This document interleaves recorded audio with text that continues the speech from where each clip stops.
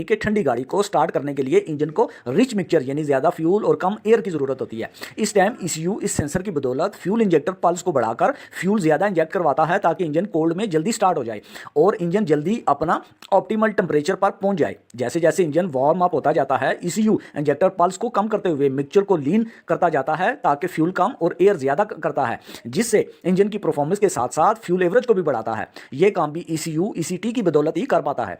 अगर हम ECT sensor की लोकेशन की बात करें तो सेंसर रेडिएटर पाइप के आगे लगी टी या फिर इंजन कूलिंग जैकेट में किसी भी जगह लगा मिल जाता है। जब गाड़ी ठंडी हो तो ईसीयू इस सेंसर के डेटा के मुताबिक रेडिएटर फैन को ऑफ रखता है और जब टेंपरेचर अपने मुकर्ररा हद पर पहुंच जाता है तो ईसीयू इस सेंसर के डेटा के मुताबिक फैन को ऑन करवा देता है। अगर सेंसर के काम करने के तरीकाकार पर बात करें तो ईसीटी सेंसर के अंदर एक थर्मिस्टर लगा होता है जो इंजन कूलेंट के टेंपरेचर को मापता है और डेटा वोल्टेज सिग्नल की शक्ल में ईसीयू को भेजता है। सेंसर में मौजूद थर्मिस्टर दर्जा हरारत